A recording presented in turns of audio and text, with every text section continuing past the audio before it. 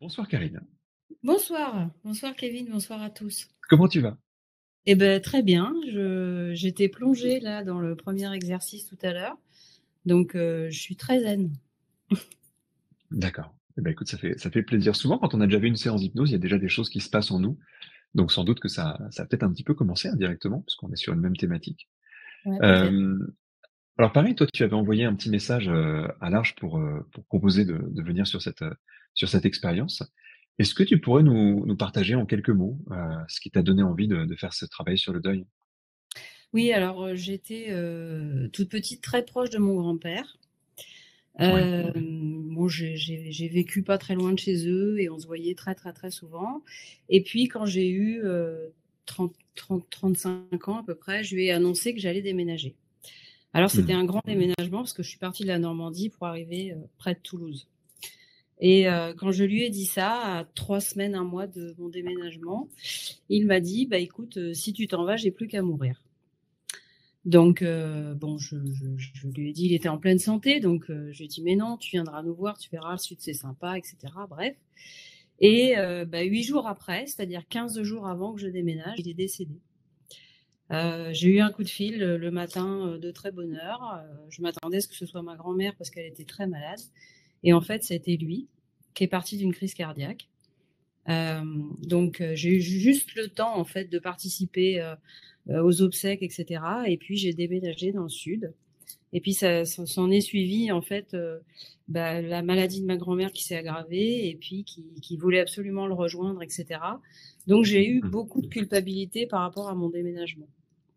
Alors le deuil de mon grand-père, je pense que je l'ai fait parce que, quand je pense à lui, c'est quand je chante en voiture et je lui dis: «Waouh papy, c'est pour toi cette chanson-là». Ok, Mais je d'accord. pense que je suis très en colère après lui, par Ouais. rapport à cette phrase-là et je porte encore beaucoup de culpabilité alors que c'était en 2007. Oui, je trouve que c'est très fort en tout cas comme expérience. Moi, ça m'avait beaucoup touché ton message, parce que c'est vrai que c'est des situations où là, en effet, on est le deuil nous confronte à beaucoup de choses, Mmh. comme il y a tout d'un coup la perte, on peut pas terminer parfois quelque chose et quelle que soit la raison de cette phrase qui t'a prononcée à ce moment-là, on peut imaginer en effet la culpabilité qui en résulte. Est-ce que Ouais. tu y repenses encore souvent à ce moment-là? Alors c'est par période, hein. Ça va être, à Noël, Ouais. ça va être, le 6 novembre, tous les 6 novembre parce que ma fête c'est le 7 et tous les 6 novembre, j'avais un coup de fil à 20 heures et c'était papy qui m'appelait pour me souhaiter ma fête. Donc ça revient au moins 2 fois dans l'année et puis de temps en temps, quand je suis bien, quand je me dis: «Tiens, ça lui aurait plu» et cetera. Puis aujourd'hui, je suis mamie, puis je me dis: «Ah là là, s'il les avait connus». Enfin bref, j'ai du mal à voilà, à faire du vide, à passer à autre chose. Il est toujours là, enfin, c'est toujours cette phrase qui est là, c'est toujours cette situation pesante qui est là. Ouais. Et tu y penses toujours quand tu penses à lui ou parfois tu penses à lui et comme tu dis tout à l'heure, tu chantes en pensant à lui ou des choses comme ça? Est-ce qu'il t'arrive de penser à lui juste avec l'amour que tu éprouvais pour lui, avec les bons souvenirs, avec tout ça? Ah oui, oui, oui, Ouais? ça arrive souvent, oui. OK. Puis mes enfants l'ont bien connu, alors souvent on en parle, et cetera. Et puis on rigole Mmh. même avec des expressions qu'il avait ou des choses comme ça. Donc OK. la colère est pas tout le temps là, mais parfois elle vient et elle est lourde. OK, donc il y a vraiment une partie de deuil en effet qui est plutôt bien passée Mm. et tu dis colère, culpabilité. Qu'est-ce que tu te dis toi par rapport à ça aujourd'hui avec le recul? Alors j'ai une partie qui est persuadée que j'y suis pour rien, que même Mmh. si j'avais pas déménagé, bah, de toute façon, il serait parti à un moment ou à un autre. Et puis j'ai une partie qui dit: «Bah, peut-être que tu as précipité les choses. Peut-être que, bah, le fait de déménager, ça a amplifié sa fatigue, ça a fait des choses, pour lui qui étaient plutôt négatives, ça a été trop dur à encaisser, ça a été» voilà, j'ai tout un questionnement là qui vient, quand je pense à ça, toute une bouillie mentale là qui vient m'envahir, qui m'a provoqué pendant longtemps des migraines, OK. des insomnies, des choses comme ça. Tu as déjà travaillé sur cette question-là? Oui, Ouais, en j'ai déjà thérapie, je veux dire? ouais, alors j'ai travaillé, en hypnose et puis j'ai D'accord, travaillé ouais. en kinésiologie. OK. Est-ce qu'il y a des choses qui ont pu un peu fonctionner, déjà faire du bien? Est-ce qu'il y a des choses qui t'ont aidé? Oui, alors il y a c'est surtout cette partie où, j'avais juste la culpabilité. Maintenant, j'ai Ouais, la partie qui dit: mais non, ça serait arrivé quand même». Mais elles sont OK. toujours en train de se bouffer le nez les 2 là et des fois, elles me cassent un peu les pieds, quoi. OK, je peux imaginer. Si j'ai envie qu'on parte de là, si c'est OK pour toi. Il y a, c'est très beau parce que tu emploies une métaphore déjà avec une sorte de division intérieure et je sais pas si tu le sais, mais en hypnose, on travaille souvent sur le fait qu'on est souvent des êtres multiples avec, plusieurs nuances, plusieurs parties, comme tu dis, qui quelquefois ne sont pas d'accord, n'ont pas toujours le même point de vue. Puis parfois il y en a une qui a raison, parfois c'est l'autre et puis quelquefois on sait plus très bien même dans tout ça. Et je trouve que c'est une très belle façon de partir sur cette expérience. Tu m'as juste j'ai encore deux trois petites questions peut-être, mais tu m'as parlé à la fois de colère et de culpabilité. C'est, donc là, un la culpabilité, je comprends. La colère, c'est, qu'est-ce que comment tu la vis? Et C'est quoi la cette colère, colère pour toi? c'est pourquoi il m'a posé ça? Pourquoi il m'a dit ça? OK, d'accord. Voilà. Donc il y a une partie de Parce toi qui que lui en veut c'est aussi? Ouais, parce que c'est une phrase, importante qui a des Mmh. conséquences et voilà, je me dis: mais pourquoi il m'a dit ça?» Voilà, c'est cette colère-là. Après, il a fait comme il a pu, hein, il était très triste et tout ça, mais je me dis: «Voilà». Il m'a posé un truc là, que j'ai du mal à lâcher, quoi. D'accord. OK, ça peut se comprendre sur le coup. Et tout à l'heure, on a fait une petite expérience, tu sais, collective, je sais pas si tu l'as faite aussi? Ouais. Comment tu l'as vécu ce moment-là? Vers quoi ça t'a amené? Ça m'a amené, alors c'est bizarre parce que ça m'a amené sur un lieu ressource, en fait.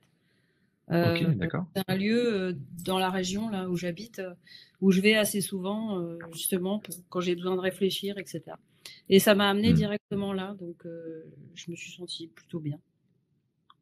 Mais j'ai D'accord. pas réussi à me connecter à je voulais garder le grand-père Ah bah pour tout oui, de suite donc je dans ma tête, c'était un peu confus, j'ai eu du mal à m'y mettre et puis pouf, je suis partie, dans mon petit coin, quoi.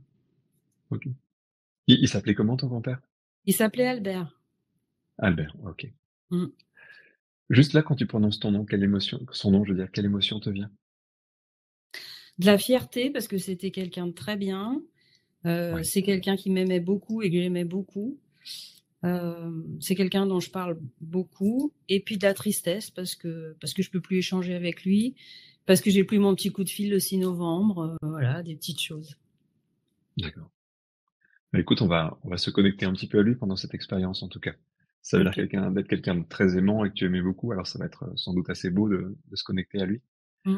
Je symboliquement, tu sais, comme tu me parlais de ces 2 parties de toi, on va partir un petit peu de ça. Ce que j'aimerais te proposer, c'est que tu mettes, tu identifies vraiment comme si tu pouvais matérialiser ces 2 parties de toi. On va imaginer qu'il y en a une que tu vas mettre dans la main droite et puis une que tu vas mettre dans la main gauche. Ouais.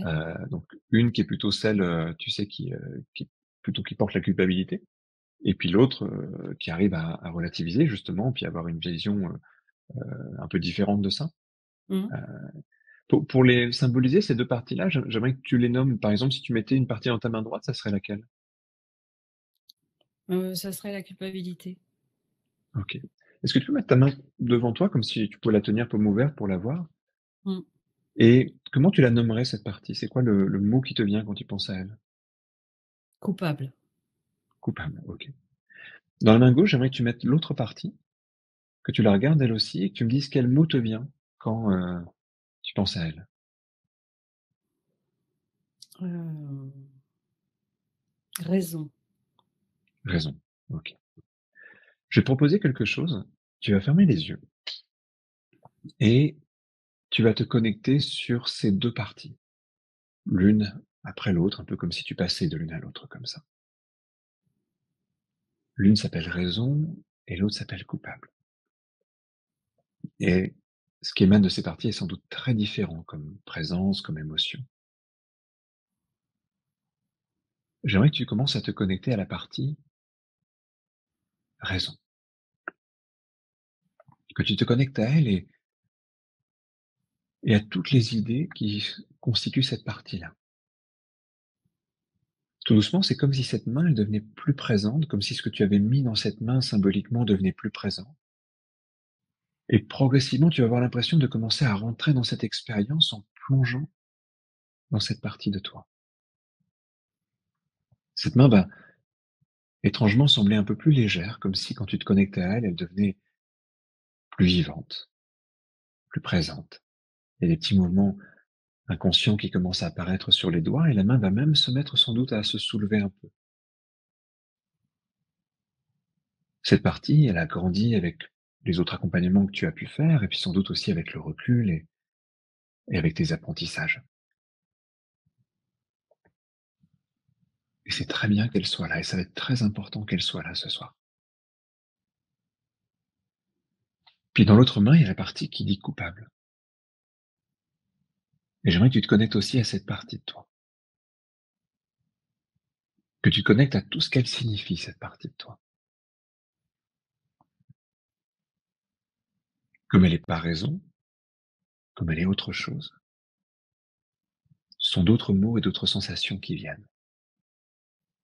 Et quand cette partie va être présente, la main va aussi se mettre à bouger un peu, à être un peu plus légère. Cette partie s'éveille dans cette main et souvent derrière la culpabilité, il y a l'idée qu'on aimerait avoir un pouvoir sur les autres, sur le monde.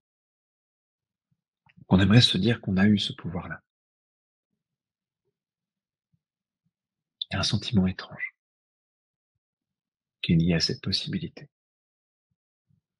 Mais j'aimerais que tu te demandes, pour toi personnellement, à quoi elle sert cette partie-là?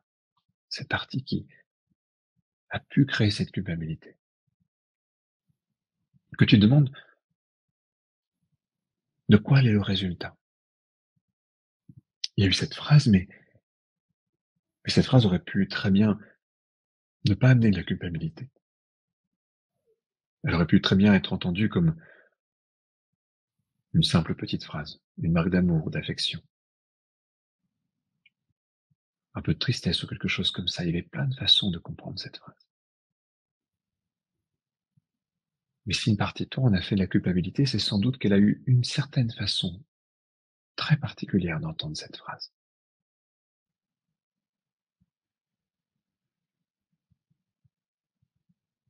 Et si ça a existé, c'est sans doute que ça répond aussi à quelque chose, à un besoin, à une attente. Et au fond, ce serait sans doute impossible de savoir laquelle de ces deux parties a vraiment raison. Peut-être que aucune des deux n'a raison. Mais tout doucement, tu vas avoir l'impression que, en rentrant plus loin dans cette expérience, en te connectant à toi, à celle que tu vas avoir comme une impression de plonger dans une expérience beaucoup plus profonde, comme si tu quittais totalement la réalité ordinaire et le temps dans lequel on est. Comme si tu quittais le monde pendant quelques minutes. Le corps s'alourdit, la tête devient plus lourde, la respiration plus profonde. Et tu quittes cette temporalité-là, cet état-là, pour aller vers un autre, un espace très important à l'intérieur de toi. Un espace dans lequel on peut franchir des distances immenses en un fraction de seconde, en une pensée. Un espace dans lequel on peut vivre des expériences étonnantes, ouvrir de grandes possibilités, comme si tu allais au cœur de toi-même, au cœur de ton imagination et de tes émotions. Et dans cet espace-là, une représentation de ton grand-père va apparaître. Peut-être que c'est sa voix, comme quand il t'appelait début novembre pour te souhaiter ta fête. Peut-être que c'est son visage, son sourire ou son regard. Et tu m'as dit que c'était quelqu'un de bien, quelqu'un qui t'aimait et que tu aimais. Et c'est tout cet amour qui peut venir, tout cet amour qui peut être présent.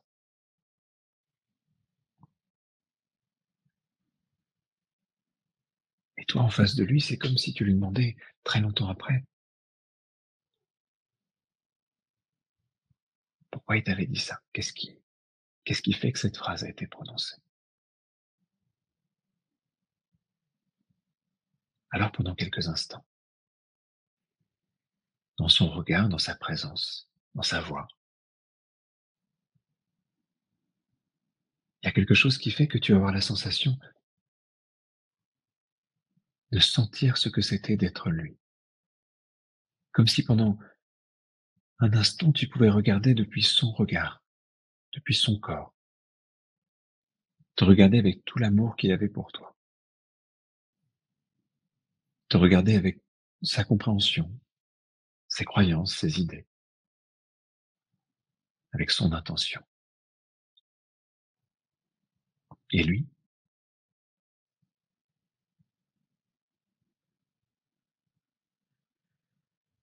il sait comment te rejoindre, comment te parler.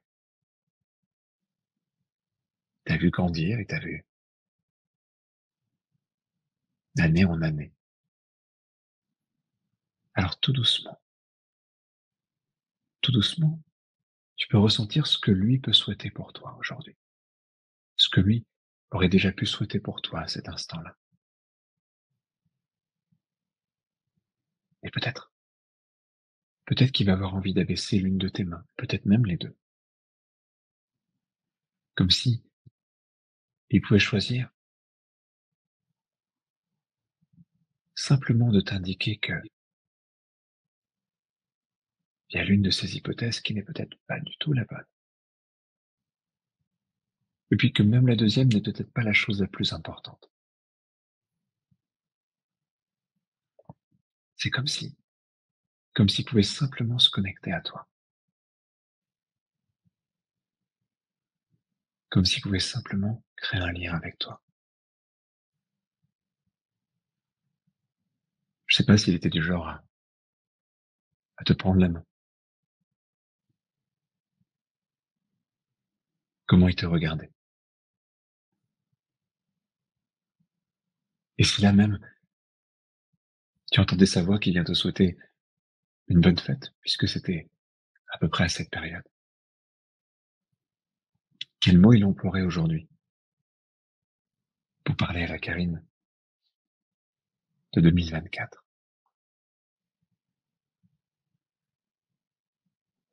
C'est comme si dans cette main qui restait en l'air, tu pouvais effleurer sa présence et sentir tout l'amour qu'il y avait derrière cette simple remarque.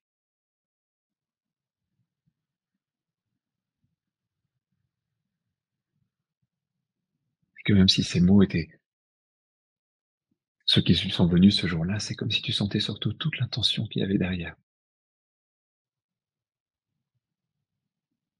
La puissance de ce lien, forgé avec les années.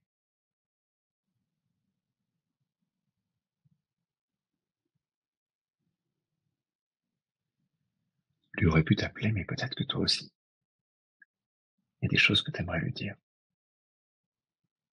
À cet instant-là, à cette présence, telle qu'elle est là.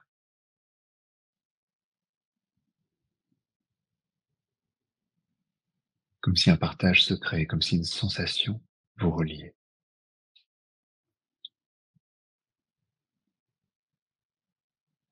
Peut-être que lui, il pourrait entendre qu'il y a pu y avoir de la frustration, de la colère, de la culpabilité. Mais depuis son regard, tu peux te demander qu'est-ce qu'il aimerait que tu éprouves surtout. Qu'est-ce qu'il aimerait que tu ressentes aujourd'hui.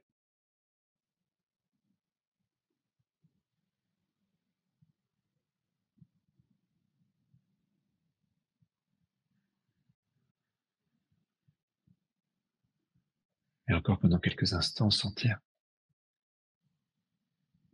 ce lien,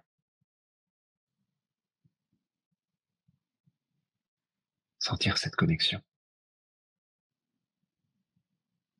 Et je connais pas tes croyances sur ces sujets-là, mais tu peux te connecter à ce qui te parle au plus profond de toi.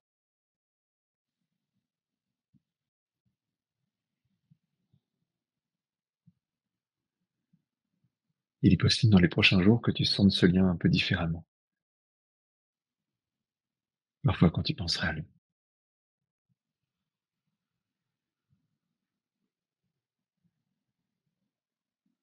Parce que souvent quand une transformation comme celle-là se fait, quand on passe à autre chose, quand on change de regard ou de ressenti,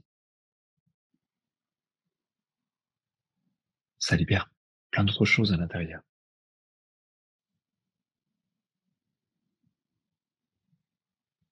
Il restera cette étrange sensation que cette main était en contact avec autre chose, avec une présence. Comme ces rêves parfois très forts avec lesquels on se réveille le matin avec presque la sensation qu'ils étaient plus vrais que les autres.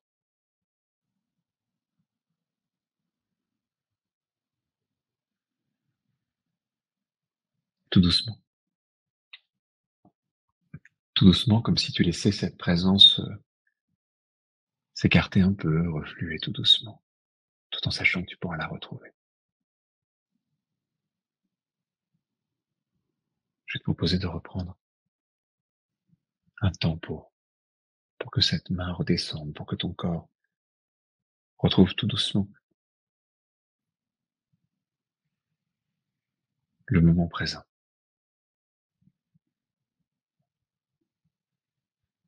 Il arrive parfois que quand on ressort d'une expérience hypnotique, on ne ressort pas tout de suite complètement, surtout quand on est confortablement installé chez soi. Prends le temps. Peut-être même que ça te donnera envie de continuer à cultiver un peu cette expérience après. Prends le temps pour toi, pour revenir à ton rythme.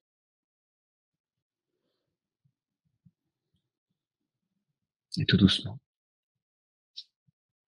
tu vas pouvoir prendre quelques bonnes respirations.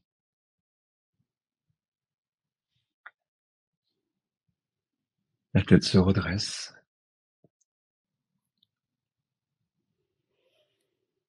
La respiration redevient un peu plus présente. Waouh. Merci. Comment vas-tu?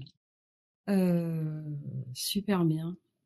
C'est un peu comme si j'avais senti sa main sur la mienne et Ouais, comme on si, voyait que je lui avais dit au revoir et j'ai revu des choses, que je fais avec ma petite fille aujourd'hui, donc je me dis que ça se perpétue et qu'il faut pas que j'ai pas besoin de rester là-dessus en fait, peut-être je me pose trop de questions. Je Ouais, c'est assez drôle. C'est assez drôle parce que je vais chercher le pain avec ma petite fille en sautant et en fait, c'est ce que je faisais avec lui et je me dis: mmh, «Bah, voilà, c'est la vie qui continue, quoi». ouais, Mais c'est beau. c'était une belle, ouais, c'est un peu comme s'il était venu, quoi. J'ai senti son énergie et puis coupable qui ne demande qu'à descendre finalement et J'ai vu ça, ouais. Ouais. ouais et raison qui est là et qui a bien envie de garder sa place, quoi, mais dans le bon sens, en fait. Oui. C'était très chouette. Ouais. Merci beaucoup, Kevin. Bah, écoute, ça fait plaisir, puis surtout de voir qu'il se passe des choses pendant ce travail-là. Là, si tu repenses à la partie culpabilité, comment tu la perçois là tout de suite? Ben, en fait, j'ai l'impression que ma colère, elle était retournée contre lui à cause de cette Ouais. phrase, mais je pense que je l'ai mal comprise et je pense que, très honnêtement, je me suis servie de cette phrase, pour, éviter de me dire que je l'abandonnais. Enfin, je sais pas si je suis très claire. Mmh. Mais c'est un peu finalement comme si j'avais eu, dans la tête, un petit message en me disant: «Mais en fait, ça t'a bien arrangé qu'ils te disent ça parce que ça évite finalement que tu te sentes coupable de l'abandonner». Donc je pense que ça va travailler un peu là. Va y avoir des C'est choses un qui vont joli changement bouger. de c'est sûr que c'est une belle étape en tout cas de percevoir ça et on a plein de mécanismes d'évitement, tu sais, c'est humain et ça fait Mmh. partie de tout ce qu'on appelle le déni. On n'a pas trop parlé de ça ce soir-là, mais ça peut être un thème assez fort dans le deuil et c'est une étape importante parce que c'est aussi pour se protéger qu'on passe par ça. Ouais, c'est vrai. Mmh. En tout cas, je ne sais pas ce qui va se passer pour toi dans les prochains temps, mais un petit peu comme je le disais à Charline tout à l'heure, si tu as envie de m'envoyer un message d'ici, peut-être 2-3 semaines, laisse 2-3 semaines passer, pour me dire ce que tu vis, ce que tu ressens, ça sera un plaisir d'avoir de tes nouvelles en tout cas. Bah, tu en auras parce que je vais faire le stage passerelle. Ah bah, peut-être qu'on se rencontrera bientôt alors. Voilà, ouais. OK. On s'est vu à Ah Toulouse, bah, écoute. il y a quelques semaines, il y a Ah oui, pas tout très à fait, OK, longtemps d'accord. et je fais le stage passerelle là, dans peu de temps. Super. Ben, je Ouais. te souhaite par avance une très belle formation en hypnose alors Ah bah, et oui. puis j'attends tes nouvelles. J'espère que tu vas pouvoir, être libéré d'un poids, en tout cas après tout ça.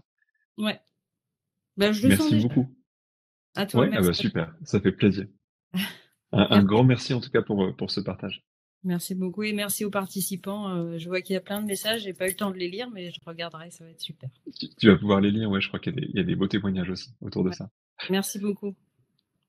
Merci Karine. Au revoir. Ah! Bah, c'est toujours particulier de revenir d'une séance comme ça. Il y a plein de choses à dire sur une expérience comme celle-là. Enfin, moi, ça m'a beaucoup touché. J'ai l'impression que vous aussi, là, je regarde en vitesse les commentaires, j'ai pas pu les lire évidemment pendant l'échange. Là, je vois qu'il y a des questions, je vais y venir un petit peu. Juste peut-être 2-3 petites indications avant peut-être qu'on approche de la fin tout doucement. Déjà pour vous dire que je referai sans doute, je sais pas encore quand, mais peut-être en février-mars, un cabinet public en ligne. Donc si vous avez aimé, si vous avez envie de le faire découvrir à des personnes, il y aura l'info. Vous pouvez suivre ça sur, la newsletter de l'Arche ou sur mon compte Instagram, où j'essaie de mettre aussi pas mal d'informations et de faire des petites expériences aussi assez régulièrement, pour faire découvrir l'hypnose. 2e chose aussi, pour ceux qui ont envie de découvrir l'auto-hypnose, il y a une plateforme qui s'appelle Psychonaut, où vous pouvez trouver plein d'audios. Je l'avais évoqué tout à l'heure puisqu'apparemment, Charline était inscrite sur cette plateforme. On y met des séances avec, mon vieil ami Bruno. On a créé cette plateforme à 2 et on l'alimente de séances d'hypnose, de live aussi, on discute avec les gens. Bref, c'est une jolie communauté qui partage cette idée d'explorer, les fonctionnements humains. C'est pas que thérapeutique, il y a aussi plein d'autres choses. Et puis dernière chose, pour ceux qui aimeraient un jour, apprendre l'hypnose, ne serait-ce que des bases. Les bases, c'est pas toujours pour devenir, thérapeute ou accompagnant, c'est aussi parce que c'est passionnant et parce que c'est un super outil, même pour faire un peu de bien autour de soi sans être, toujours professionnel. Mais soit on découvre les bases, soit il y a aussi des gens qui se forment vraiment pour pratiquer après. En tout cas, moi, je dirige l'Arche, qui est cette école d'hypnose sans doute par laquelle vous êtes passé pour venir là ce soir. Et bah, là, ça va être, bientôt la fin d'année. Il y aura, si vous suivez un petit peu les actus, là pour cette période de pré-Noël, une petite mise en avant de nos formations avec un prix un peu plus doux ça sera pendant quelques jours là, autour du Black Friday. Et notamment, donc il y a plusieurs formations qui commencent en début d'année à Paris, Aix-en-Provence et une première. Je vais tenter une formation complètement en ligne, qui sera en week-end et soirée. Donc c'est aussi pour des gens qui travaillent et qui n'ont pas toujours la possibilité de venir. Donc j'invite à regarder ça. Ça sera une première. Ça sera à partir de janvier. Ça va s'étaler sur 8-10 semaines, je sais plus exactement. Et je vais animer une grosse partie de cette formation. Donc ça, voilà, peut-être que je retrouverai à cette occasion-là. Et ce sera un vrai plaisir. Pour revenir à ce qui s'est passé là, il y a plein de choses à dire hein, sur cette séance parce qu'elle était assez riche. Alors, ce que je disais tout à l'heure, on fait forcément des séances un peu plus courtes en cabinet public. On va assez vite à l'essentiel. Dans une vraie séance, on aurait pris plus le temps de parler, mais il y avait déjà beaucoup d'informations en même temps dans ce qu'elle me disait. Et j'ai trouvé ça super intéressant de partir sur deux choses. L'idée qu'il y avait comme deux parties qui s'affrontaient, une partie raison puis une partie coupable. C'est toujours très intéressant quand il y a deux parties qui sont un peu en conflit parce qu'on peut essayer de se demander à quoi servent les parties. Il y a une chose qu'on sait, c'est que, et j'ai un tout petit peu évoqué au début de la séance, je sais pas si vous avez fait attention à ça, cette idée que la culpabilité, elle est aussi liée à ce qu'on appelle le sentiment de toute puissance. Alors, je vais expliquer un petit peu ce que c'est. En fait, on a besoin, en tant qu'être humain, de se faire croire qu'on maîtrise le destin.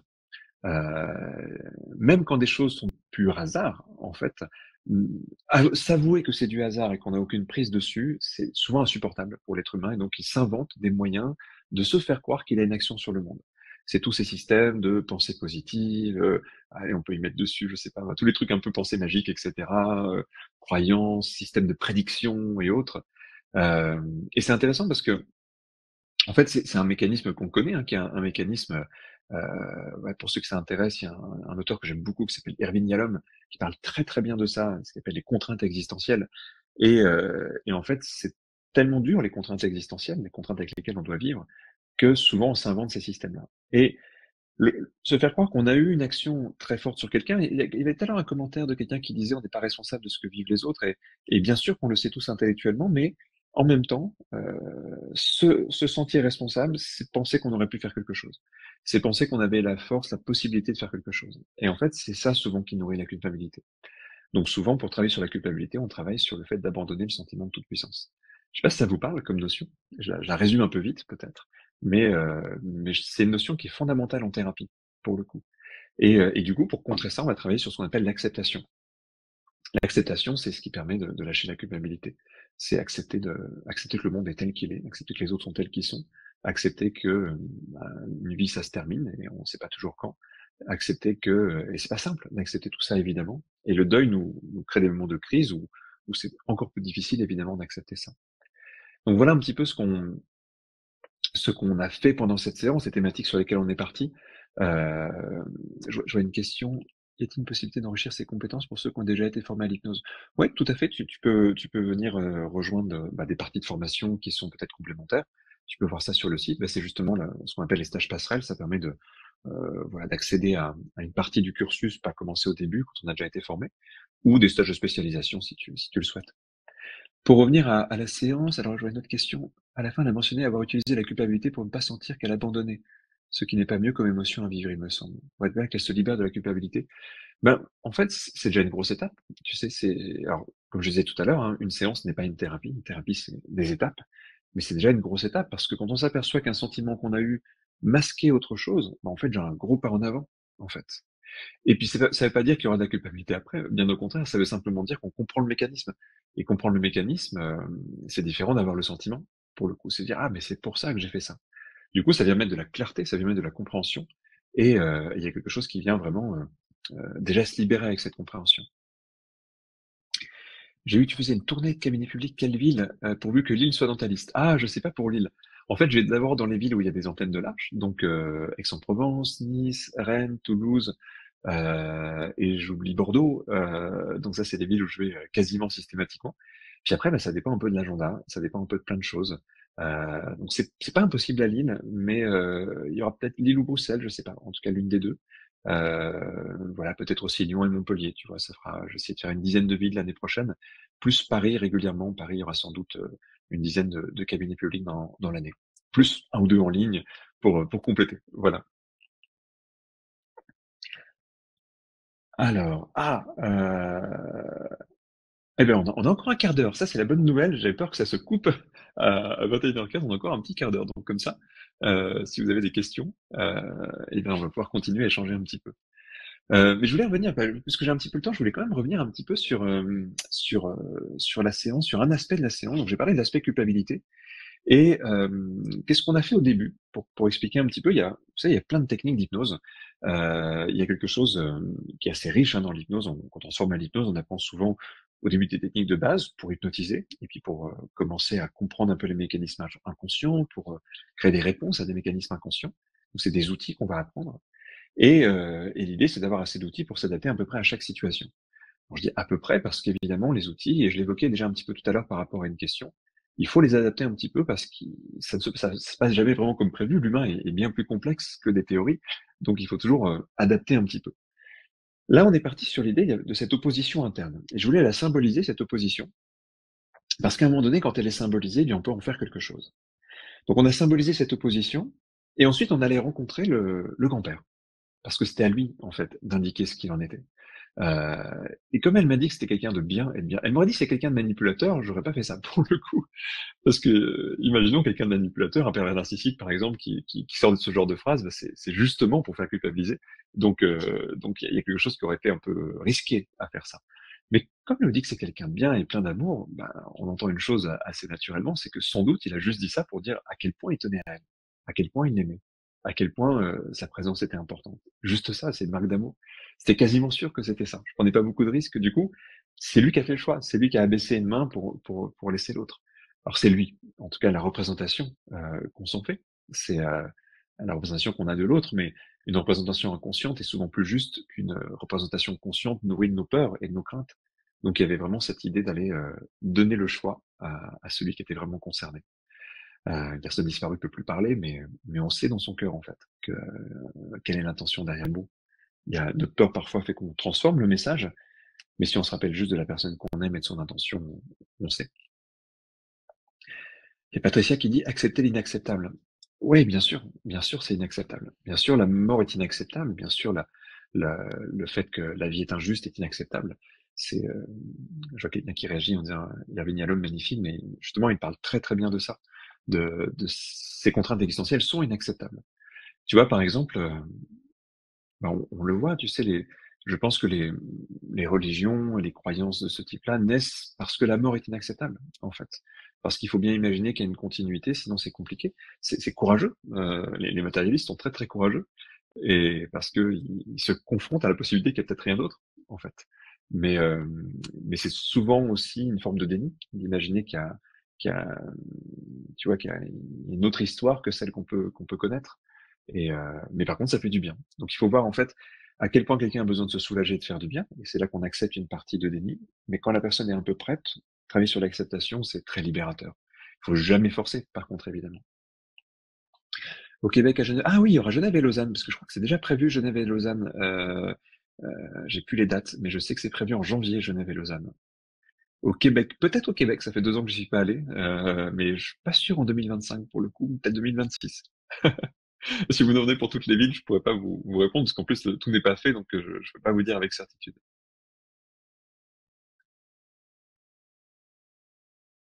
Ah, c'est joli ça. C'était comme un poids sur ma main droite. Merci Karine pour la petite précision. Bon, je vois plusieurs questions pour le Québec. Bah, j'ai répondu pour le coup. Ouais, j'espère revenir au Québec bientôt. Je sais que l'année prochaine va être assez chargée pour moi, donc peut-être que ce sera un petit peu compliqué pour l'instant pour le Québec, mais ça viendra en tout cas. Alors, peut-être encore une ou deux questions avant qu'on laisse la soirée se terminer. Je vois Karine qui écrit Karine pour le coup. Il y a plusieurs Karine en ligne. Pourrais-tu faire une tournée en ligne pour le Québec? Bah écoute, c'est ce qu'on fait là, pour le coup. Il est quelle heure là au Québec? Il doit être milieu d'après-midi, j'imagine. Bah, je crois qu'on avait indiqué l'heure québécoise même sur le live, j'avais vu passer ça. Donc on pourrait, mais oui, il y a des choses qui peuvent se faire en ligne, bien sûr. Ça peut être assez facile avec les horaires décalés du Québec. Une formation spéciale deuil? Écoute, alors pas une formation, mais tu sais, alors pour ceux qui suivent un petit peu ce qu'on fait dans mon école d'hypnose à l'Arche, on a ce qu'on appelle une formation continue et chaque année, on explore un thème. On explore un thème et cette année, on va même le faire un petit peu différemment. Il va y avoir, donc c'est sur notre plateforme, bah, en fait, c'est la même plateforme que celle sur laquelle vous êtes inscrite, sauf que c'est pour les gens qui pratiquent l'hypnose. Donc s'il y a des gens qui pratiquent l'hypnose, vous pouvez jeter un petit coup d'œil. Chaque année, donc il y a un thème. C'est souvent en fin d'année, donc là, ça va être dans quelques temps, donc peut-être dans 3-4 semaines, je pense, quelque chose comme ça, qui va y avoir toute la partie théorique autour du deuil avec plein d'apports. C'est Cyril Champagne qui s'occupe de ça, pour ceux qui le connaissent. Et en mars, il y aura 2 jours qui seront retransmis en direct aussi en streaming, avec des invités, des conférences dans une vision intégrative du deuil. Comment on traite le deuil avec plusieurs points de vue spirituel, point de vue matérialiste, point de vue existentiel. En fait, l'idée, c'est de proposer aux professionnels bah, une vision à 360 degrés des différentes façons de travailler sur le deuil aujourd'hui. Donc avec beaucoup d'apports théoriques, des séances aussi, plein de démonstrations de séances de plusieurs spécialistes qui viennent montrer comment ils travaillent. Donc voilà, ça va être une très grosse mise à jour de la formation continue pour le coup. Allez, je prends une dernière question. Les parents auraient pu se connecter entre elles pour trouver un terrain d'entente ou mieux pour Karine. Pourquoi pas? Oui, ça aurait pu être aussi une façon de faire. Il y a toujours plusieurs façons de faire. Là, l'idée, c'est quand même que ces parts-là, en fait, c'est pas qu'elles sont pas d'accord, c'est qu'elles avaient une vision opposée. Donc, trouver un terrain d'entente, c'est pas comme une négociation entre deux parties pas d'accord, c'est vraiment deux points de vue. Donc, on aurait pu les faire discuter de ça. Mais pour moi, aucune pouvait être sûre qu'elle avait raison et sûre qu'elle avait tort. Il y a, il y a que le grand-père qui savait, pour le coup. C'est possible d'avoir une fiche de participation en tant que justificatif de présence pour la fac. Oh, écoute, bah, je pense que tu as dû recevoir t'as dû recevoir une confirmation d'inscription. C'est comme un billet quand tu vas au théâtre, quoi. Grosso modo, t'as le billet. Je pense que tu peux imprimer ça. C'est drôle comme question. Il y a des questions très variées pour le coup. Euh, Alors, peux-tu nous redire quel est le livre, les contraintes existentielles? Oh, il y a plusieurs livres d'Irving Yalom, j'ai plus les titres en tête, je dois les avoir quelque part là dans une des étagères, mais tu vas pouvoir trouver si tu regardes Irving Yalom. Regarde, il a beaucoup écrit autour de ces contraintes existentielles, si ça t'intéresse. Bon, on arrive à la fin de ce moment. J'espère que vous avez passé un joli moment.